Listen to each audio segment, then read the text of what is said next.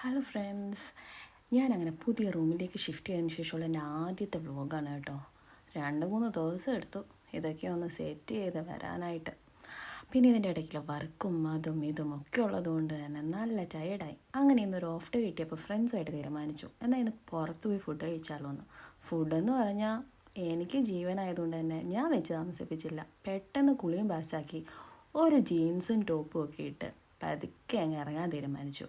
നമ്മൾ 3 പേരും കൂടി പ്ലാൻ ചെയ്തു ഒരു മീറ്റിംഗ് പോയിൻ്റ്. അവിടേക്ക് പോകുന്നതിൻ്റെ തിരക്കാട്ടോ. നല്ലൊരു ടോപ്പ് ഒരു ജീൻസും ഇട്ട് ക്യാമറയുടെ മുകളിൽ ഒരു ഡാൻസൊക്കെ കളിച്ച് പതുക്കെ അങ്ങ് ഇറങ്ങി. ബസ് സ്റ്റോപ്പിൽ ചെന്നപ്പോഴോ ആരും എത്തിയിട്ടില്ല. ഒരു 5 മിനിറ്റ് കഴിഞ്ഞപ്പോൾ ഒരാൾ തുള്ളി വരുന്നുണ്ട്. അത് കഴിഞ്ഞ് ഒരു 5 മിനിറ്റ് കഴിഞ്ഞപ്പം അടുത്ത ആളെ ലാൻഡ് ചെയ്തു. പിന്നെ അടുത്തുള്ള പാർക്കിൽ പോയി ട്രെൻഡിങ് ആയിട്ടുള്ള റീലിൻ്റെ കുറച്ച് വീഡിയോസൊക്കെ എടുത്തിട്ട് റെസ്റ്റോറൻറ്റിൻ്റെ ആലോചനയായി. ബെർലിനിൽ ഒരു മലയാളി റെസ്റ്റോറൻറ്റ് കിട്ടുക എന്ന് പറയുന്നത് വളരെയധികം ബുദ്ധിമുട്ടുള്ളൊരു കാര്യമാണ്.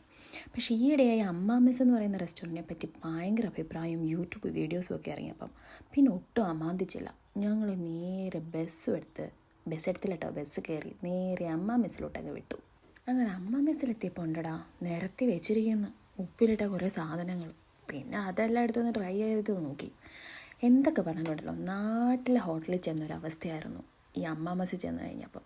പിന്നെ ഓർഡർ എടുക്കാൻ വന്നവരോട് ചേട്ടാ എന്തൊക്കെയാണ് ഇന്നത്തെ സ്പെഷ്യൽ എന്നൊക്കെ പറഞ്ഞ് ഓരോ പ്ലേറ്റിങ് പോരട്ടെ എന്നൊക്കെ പറഞ്ഞ് പതുക്കെ നമ്മൾ ഓരോ കാര്യങ്ങൾ ഓർഡർ ചെയ്തു. അതിൻ്റെ ഇടയിൽ പനങ്കള്ളും കിട്ടുമെന്ന് പറഞ്ഞു. അങ്ങനെ പിന്നെ ഞങ്ങൾ പറഞ്ഞു ഒന്ന് 2 ഗ്ലാസ് പനങ്കള്ളും പോരട്ടെ, എല്ലാം ഒന്ന് ട്രൈ ചെയ്ത് നോക്കണമല്ലോ. അങ്ങനെ നല്ല പനങ്ങളും ഞങ്ങൾ ട്രൈ ചെയ്യുന്നതിൻ്റെ വീഡിയോ ആണ് കേട്ടോ ഇത്. കിട്ടില്ല. അങ്ങനെ നമ്മൾ ഒരു പ്ലേറ്റ് പാൽക്കപ്പയും ബീഫ് കറിയും, ഒരു സെറ്റ് പൊറോട്ട ബീഫ് കറിയും, പിന്നെ ഒരു ചിക്കൻ ബിരിയാണി.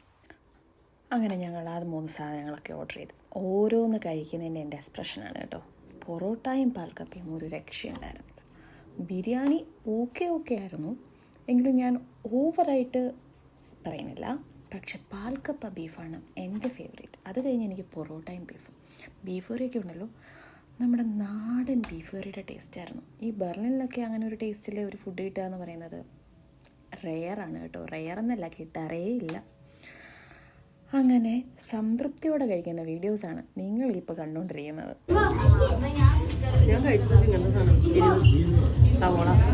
എങ്ങനെ ഉണ്ടായിരുന്നു ഫുഡ്? അനീഷ പോൾസൺ എങ്ങനെ ഉണ്ടായിരുന്നു ഫുഡ്?